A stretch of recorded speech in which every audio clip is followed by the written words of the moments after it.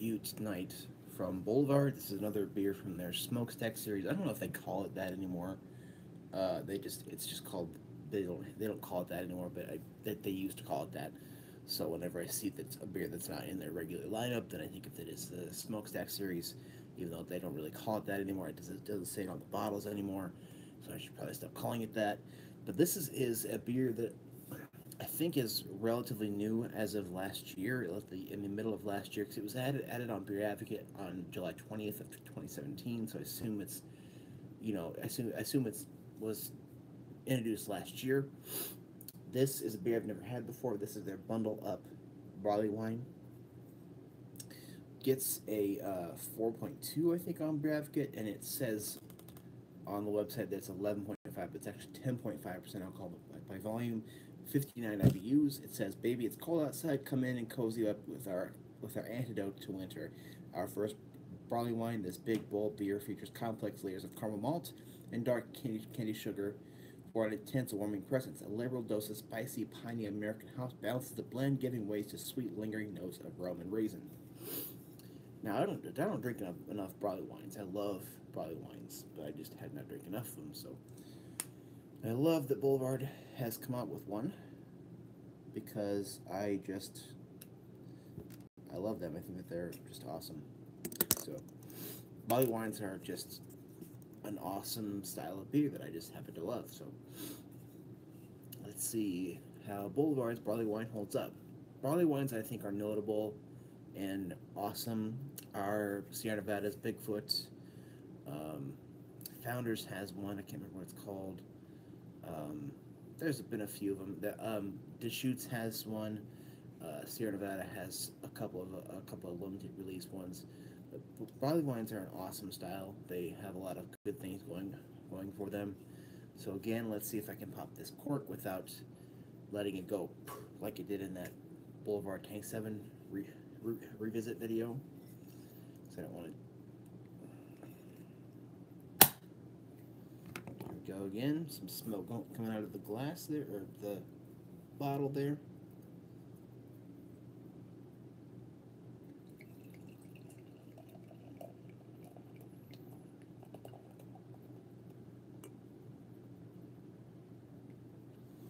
Alright, that's enough to do a review for right now, I think. So with that pour, we got about 2 fingers of a caramel-colored head. Looks very silky and somewhat frothy. Very, very dark body with some particulate matter. Looks very opaque. It looks reddish amber with some ruby highlights coming through. Oh man, that smells like a legit barley wine. Picking up some hops, picking up some caramel malts, picking up some darker fruit maybe, picking up like a Belgian type of candy sugar. This has that smell that you get if you get something like Tripel Carmelite, or if you get Trappist Roquefort 6, 8, or 10. It has that Belgian candy sugar kind of smell to it, but I don't think that this is being associated with the Belgian type of thing, but it captures that smell a little bit. Oh man, it smells like dark fruits. It smells like it has a booziness on the nose. It smells like a really nice smelling barley wine. So let's go ahead and get a taste.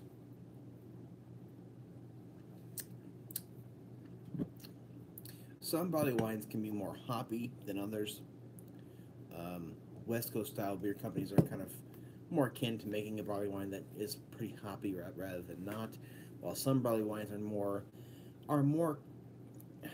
The whole barley wine style, I think, is rather variegated. Some of them do have the hoppiness, some of them don't. Some of them have a Belgian-like sugariness to them, while others don't.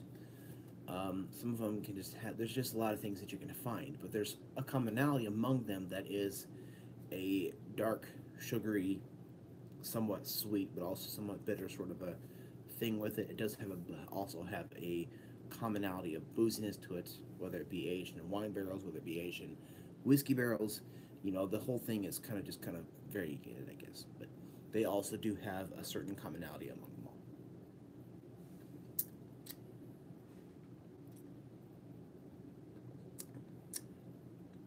Yeah, it's just, it has caramel malts to it. It has some darker fruits, I think, like maybe raisins or like something like that. Maybe figs or something. I'm not sure.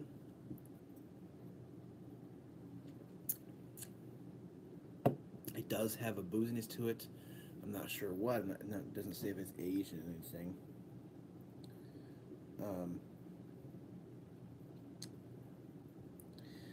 It does have like a hoppiness, but I would not associate it with being piney on the first look, I guess.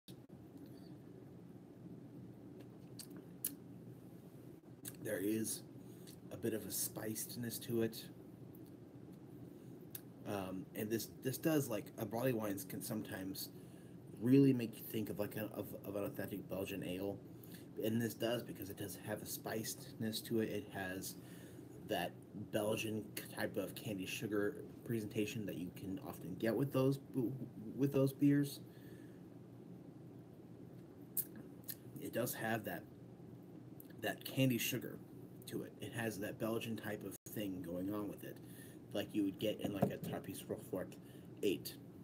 It has that. But that's just kind of something that you can get with barley wine sometimes. Not a bad thing. It's just can have a commonality that they weren't intending, maybe. So you get caramel malts, a very sweet candy sugar. You get a spiced overallness to it. A bit of a hoppiness there at the end, but it's not really, the bitterness is not that high. It says 59 IBUs, so I guess I would maybe guess maybe 40, between 40 and 60 in there, and that's kind of where it is. It doesn't have very much bitterness. It has more of a, to my palate, and this is just my palate, to somebody who drinks IPAs that are 100 IBUs and above. So, I mean, that could be a factor of why I don't think this is bitter.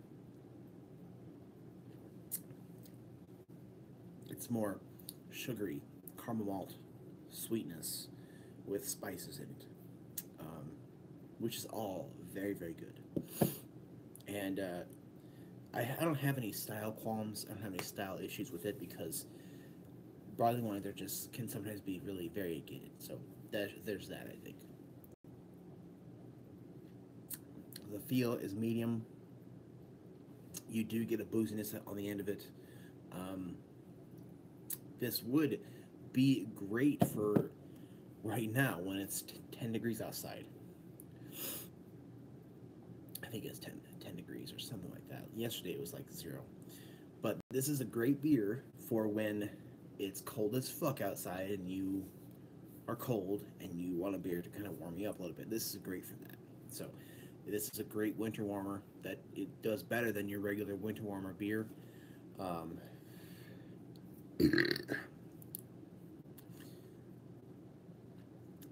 Slightly a bit of a stickiness to it. There's no boozy sting, but I feel like that might come when it warms. This is a solid A. I mean, I feel like I wouldn't argue A plus, because I feel like it could have. I feel like there's a bit of a Belgian thing going on here, and I guess that